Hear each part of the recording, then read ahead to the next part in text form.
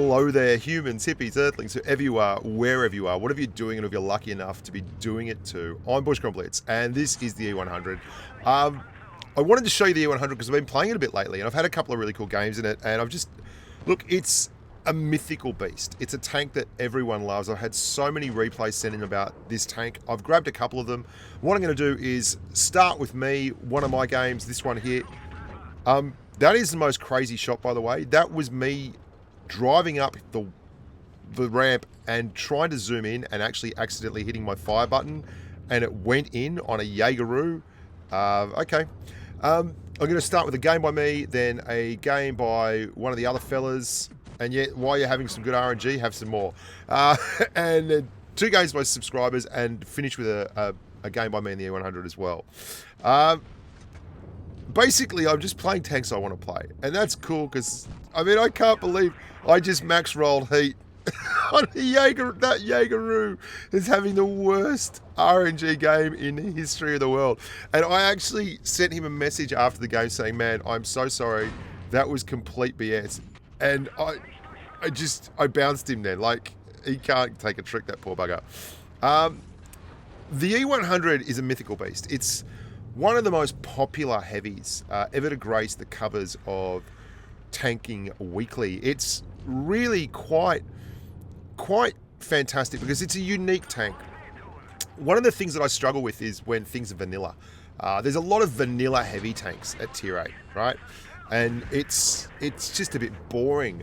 You get a really solid meta that is perpetrated across a lot of different tanks, and you want to get to tier 10 because there's some really crazy different tanks.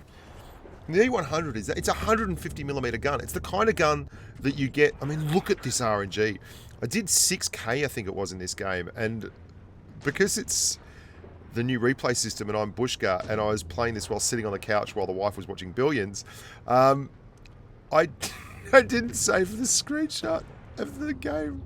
I saved the screenshot of the last game though, so you can rest assured that you'll be seeing that one. We finally missed a shot and take a HE shell back, so, you know, just proof that I don't get conspiracy theory matchmaking and conspiracy theory RNG as well. The E100 has the kind of gun that is basically like a big derpy TD gun that you get at tier 9. It's got the kind of armor profile that is actually really, really good if you put it in the right situation and you know what you're doing and you're good with it. But if you're just driving forward, you're going to get spanked in it. It's bigger than Texas. It's got the silhouette of a pregnant barn. It is not a good tank for being stealthy, but let's have all the pens the world can buy. But it's a great tank for so many other things. It's a tank that gets a lot of newer players in trouble because they think it being this big, it being this heavy, it being this imposing, you can be rambunctious in it, you can be aggressive, you can be a prolific lover of frontline tanking. And it just is not that tank, right? It is a tank that needs far more caressing than is given credit. And because of that, a lot of people struggle in it. And I've done a masterclass and this tank and talked about the secrets of the E100. And I don't want to so much talk about that today, as I want to just talk about the game in general, some of the things that are happening, and some of the other cool parts of the replay system and what I'm going to be doing with that. Now, if you do have a replay, send it to me at bushkagaming@gmail.com. bushkagaming@gmail.com. I'm getting them in other email addresses, guys, and I just don't have time to look at it. I currently have 880 unread replay files. Like, you guys are quite keen to see yourselves on YouTube, okay? And I'm quite keen to put you there. So let's work together to make that happen by actually sending the replays to the right place. Now, in the subject line, include Blitz replay, or just include the bloody name of the tank. Maybe, you know, like E100 or IS5 or VK2801. It makes my life so much easier. This replay in particular, I really enjoyed. These two replays are subscriber replays that you're going to see in the middle here. And the reason I really enjoy them is you're going to see the nuance of the E100. How even in the front line, it's driven in such a spectacularly nuanced manner. There's nothing you can do about it if someone wants to push on you with a BL-10 like that Object 704 does. But if you watch the way the turrets and the chassis interact here, it's really quite spectacular. And you watch the way people who are good at it, use the HE a lot, the 150mm HE, because it will finish off tanks deluxe. There you go, a max roll of 55 HE. That was a max roll on a... oh, that's just so funny. You want to... The reason this tank is quite tough for new players, you have to treat the chassis and the turret as very separate entities. If you don't, then you are going to get in strife. What do I mean by that? Well, the armor profile of the two items is very different. You want to angle the turret up slightly away from the target that you are shooting at, and you want to get the chassis angled quite a bit more away from the target you are shooting at, because the chassis actually has very, very strong side armor. So if you can hide that lower glacis and get the angled sides up, you can bounce a lot of shots. And if you can get the gun pointing at about 30, 35 degrees away from the target that you're shooting at, you will bounce a lot of shots. That triangular kind of angle at the front there you can see, with the point being the left side or the right side of the turret, and the gun pointing off to either over the right drive wheel or the left drive wheel.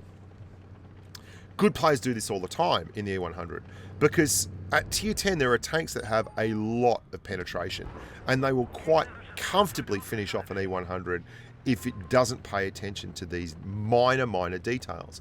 And there's no one to tell you that when you first start driving this tank, unless you've done your research on YouTube, unless you've watched these masterclass tanking kind of videos. And watch this HE, 930. The ability to put 930 out into soft targets is pretty phenomenal. So that was Rolling Swarm from Legion there.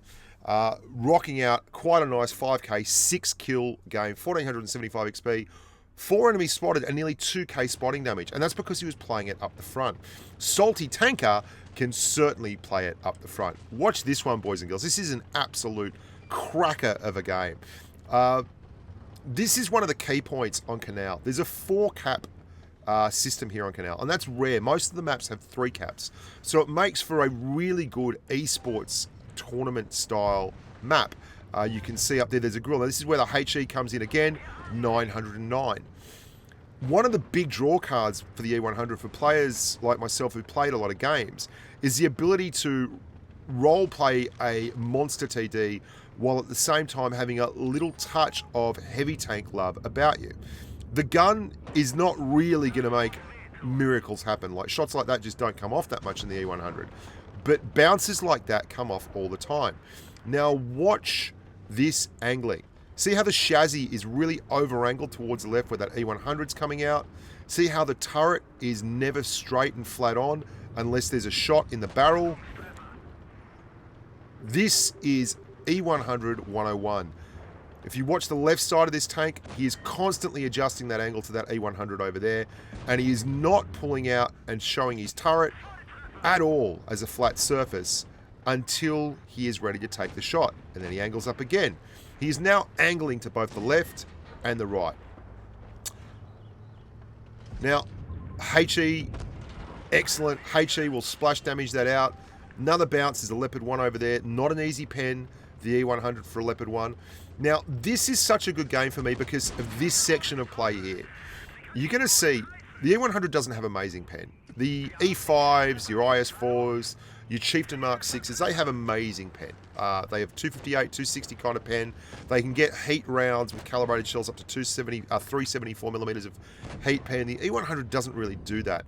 But what it does do is blend in that intimidation with armor profile.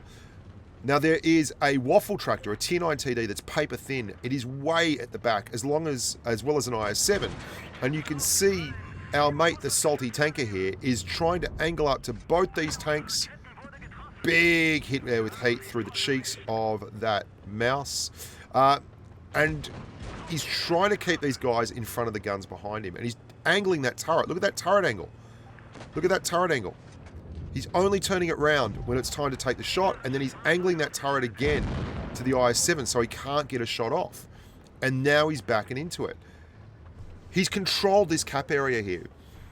He's defended it. He's used his hit point pool really well. He's angled his tank. He's put heaps of damage out. And he's spotted targets for his teammates. We got bases. Hold, he's saying. He's very tactically aware. Hold this position. The IS-7 says, cool. The Waffle Tractor says affirmative. Outstanding job by both this E100 salty tanker and his platoon mate.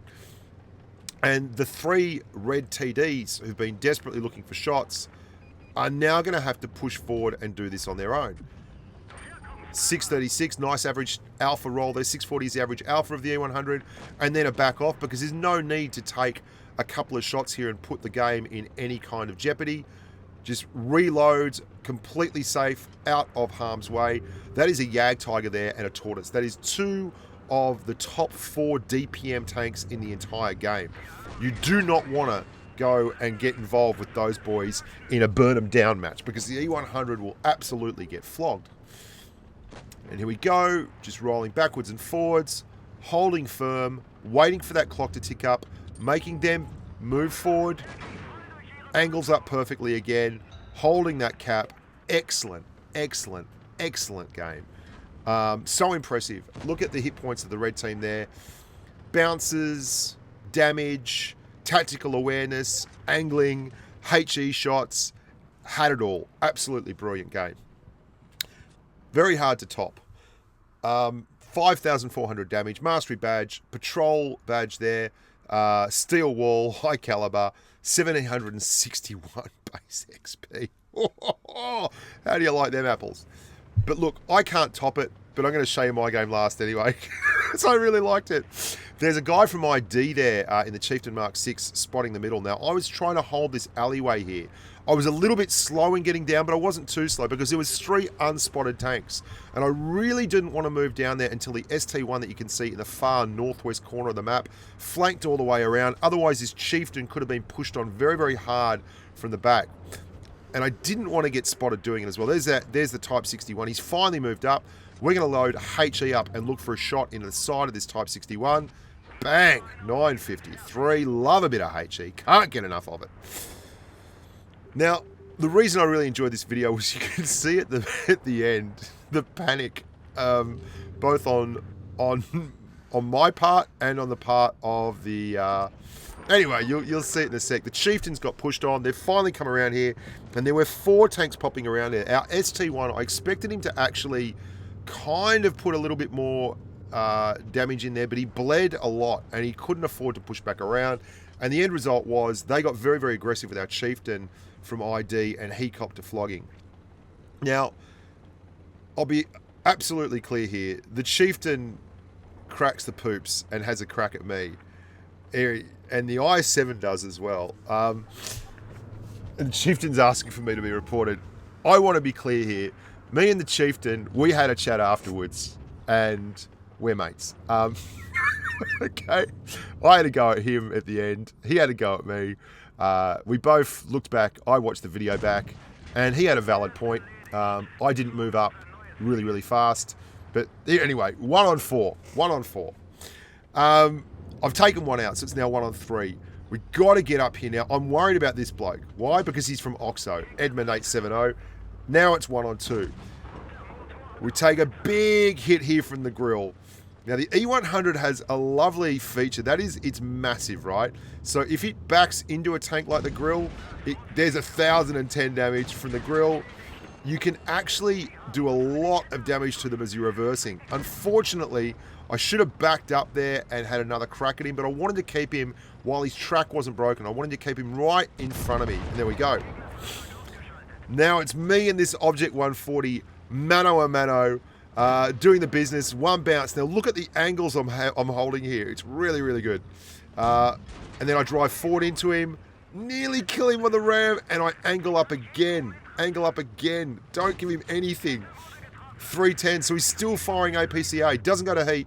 And we miss it on the auto aim. Auto aim screwed us. Absolutely screwed us. I'm like, please, no, please, no, please, no, please, no. Then he goes to heat, and he gets the bounce on heat, 260 alpha. If he's going to heat, all I've got to worry about is my track there. That's why it was pretty cool. And then we get the kill, and we get the Kolobanov. Really fun. Really get wrecked, I say. So you can see me and the chieftain. We both had a crack at each other, which was good. 4,081 damage. And the Kolobanov, all the good stuff. But mostly I just wanted to clear that game because, hey, I play tanks too. So I deserve to be in a video. Look after yourselves, guys, and stay safe on the battlefield. Bye for now.